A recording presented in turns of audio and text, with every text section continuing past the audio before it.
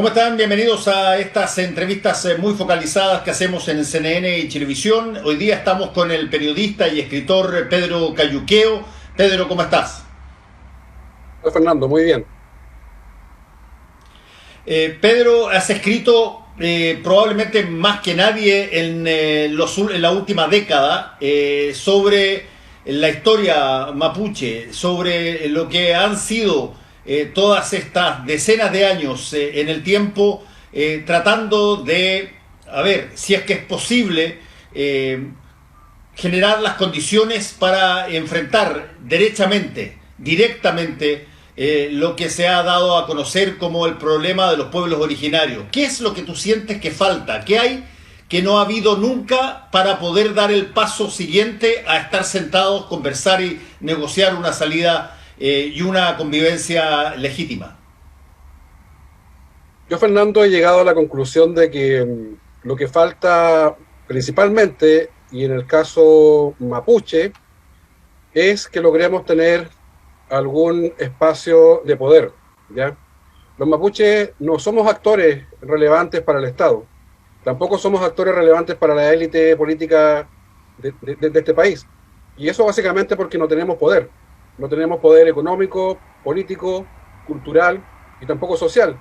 Entonces, creo yo que tenemos que trabajar mucho y lograr en un futuro no tan lejano ir acumulando los mapuches cuotas de poder para lograr en un futuro ser realmente tratados como interlocutores. Porque si no, lo que va a suceder, y ha venido sucediendo en los últimos 20, 30 años, es que va a ser la protesta social el único espacio que vamos a tener para dirimir nuestras controversias con el Estado. Y ese escenario es un escenario que lamentablemente, ante la sordera de los gobiernos, de distintos gobiernos, se ha ido agravando con el tiempo.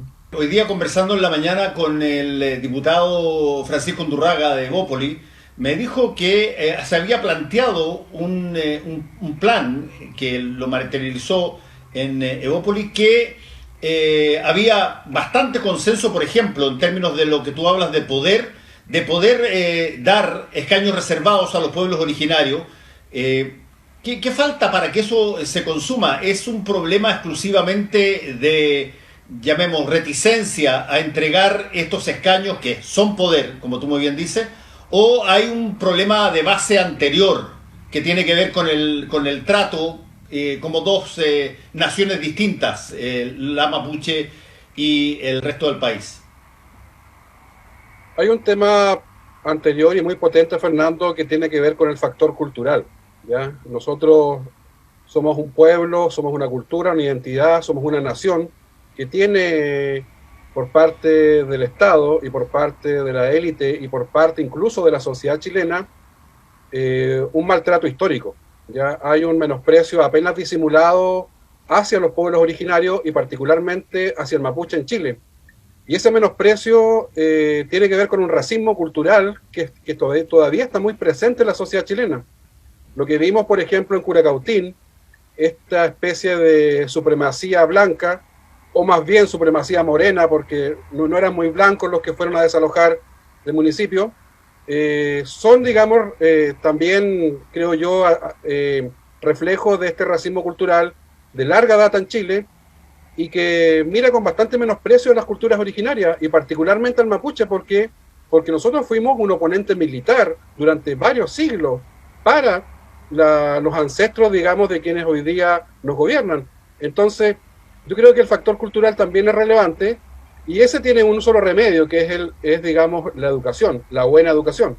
Hay un gran énfasis hoy en lo que se llama la violencia rural, la violencia en la zona mapuche. Y ahí hay un punto que me gustaría preguntártelo muy directamente. ¿Eso tú lo ves? ¿En qué dimensión tiene, primero que nada? Y segundo, ¿es un síntoma o es el problema eso? La violencia política mapuche que existe es real, está incluso escrita, está estudiada por algunos académicos mapuches también. Es un fenómeno bastante excepcional, Fernando, es un fenómeno de las últimas décadas, es un fenómeno bastante minoritario en términos, digamos, porcentuales, acotada a ciertos territorios, acotada a ciertas zonas de conflicto, y que ha ganado posición en los últimos años porque hemos tenido al frente administraciones de gobierno que han sido no solamente torpes, sino que han sido criminales respecto de la demanda mapuche. Hemos vivido en los últimos años, no olvides tú, episodios dramáticos, episodios terribles, como el crimen de Camilo Catrillanca, con todo lo que llevó aparejado ese montaje policial, la operación Huracán en el gobierno de Michelle Bachelet II, y una serie de episodios que han sido gravísimos y que han minado lamentablemente la confianza del mundo indígena con el Estado y con los gobiernos. Entonces, en ese escenario, es bastante natural que las posiciones más rupturistas, las posiciones más antisistémicas ganen posición, pero sigue siendo todavía un sector mapuche bastante minoritario dentro del gran pueblo mapuche. Ahora sí, yo debo reconocer que cada día las acciones tendientes, digamos, a utilizar la violencia política como herramienta, ganan cada día mayor legitimidad en un gran porcentaje del pueblo mapuche. ¿Y por qué es eso, Pedro? Yo creo porque no se observa de parte de los gobiernos ningún atisbo de solución o de apertura a un diálogo político real, a tomar en serio este problema, este conflicto centenario que se arrastra por décadas en Chile con distintos gobiernos de distintos signos ideológicos y que pareciera no tener solución. Esa sordera, esa miopía de las autoridades, yo creo que ha ido agotando la paciencia de un pueblo que, si bien es diplomático, es dialogante, es pacífico en esencia, yo creo que se ha ido aburriendo de las tomaduras de pelo. Y ese aburrimiento, Fernando, yo creo que es bastante legítimo y bastante comprensible, toda vez, por ejemplo, que en este país, donde los camioneros se dan el lujo de dar ultimátums al gobierno para que le aprueben 13 proyectos de ley en las próximas horas, en los próximos días, nos damos cuenta de que, por ejemplo, el pueblo mapuche tiene más de 50 proyectos de ley durmiendo en el Congreso desde el año 90 a la fecha. Hay un punto ahí, tú has sido súper enfático últimamente y particularmente en las redes sociales, Pedro, en patrocinar una candidatura presidencial de Francisco Buenchumilla, que fue intendente en la región de la Araucanía, que salió de esa intendencia en gran medida porque no lo respaldó ni el ministro del Interior de la época, Jorge Burgos, ni su propio gobierno. ¿Qué viabilidad ves tú en una posibilidad de que la cultura mapuche, los políticos mapuches tengan capacidad de ganar elecciones como ha venido pasando progresivamente, pero todavía no en los números que eventualmente pueden ser representativos, por ejemplo, de escaños reservados que se acuerden en el marco del plebiscito? Yo soy de los que piensa que la salida al conflicto, cualquier posibilidad de abordaje, debe ser político, ¿ya? Yo no comulgo ni creo que hayan otras salidas. Creo que la política es la que tiene que resolver este tema y dotarnos de una hoja de ruta a futuro, mediano o largo plazo, que implique arribar a un nuevo trato, a un nuevo pacto entre Chile y los pueblos originarios. Y en la política, los mapuches tenemos que comenzar a acumular poder político. Por lo pronto tenemos algunos casos muy puntuales de un par de diputadas, tenemos las alcaldías, los gobiernos locales en la zona sur, donde se ha formado una asociación de alcaldes mapuche, que ha tenido bastante protagonismo también. Está el caso de algunos concejales a nivel local, y la dirigencia política que, digamos, más visible, pero que está vinculada más bien a la lucha territorial y a las reivindicaciones más culturales o políticas a nivel local. Entonces necesitamos que se abran espacios de participación política más reales, digamos, y más efectivos. El senador Buenchumilla es un hombre que en los últimos años ha asumido un liderazgo bastante potente en torno a la temática indígena en Chile. Su paso por la intendencia dio cuenta de ello, y yo creo que sería una gran carta presidencial para al menos poner el tema en la agenda. Que el tema no se ha puesto en la agenda porque hay una huelga de hambre dramática de presos mapuches exigiendo sus derechos en el sur, o porque se quemaron 10 o 20 camiones en una ruta por Contulmo. yo espero que algún día el tema se ponga en la agenda, porque también existen propuestas y existen candidaturas o dirigentes mapuches capaces de instalarlo por sus propios méritos. Hay dos puntos que se hablan muchísimo en torno a este tema. Uno son las experiencias internacionales. Se habla de lo que ocurrió en Nueva Zelanda, lo que ocurrió en Canadá, incluso lo que ocurrió en Estados Unidos con las digamos, acuerdos de autonomía en materias comerciales y en materias territoriales.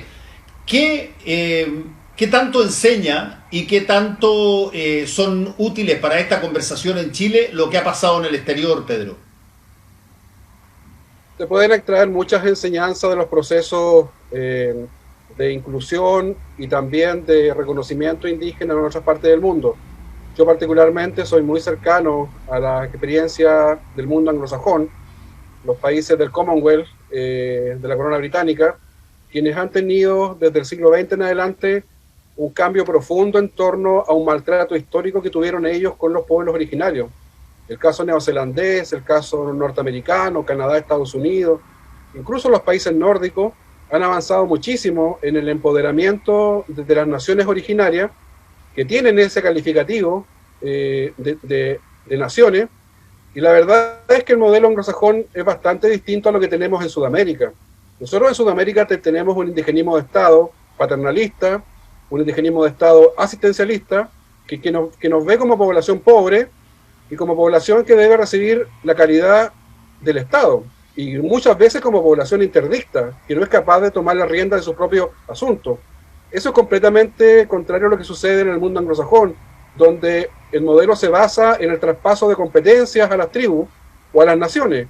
Tiene que ver con traspaso de competencias de gobierno, de administración de recursos, en fin, que ellos determinen sus propios asuntos, y eso es de eso es lo que trata, digamos, la autodeterminación de los pueblos.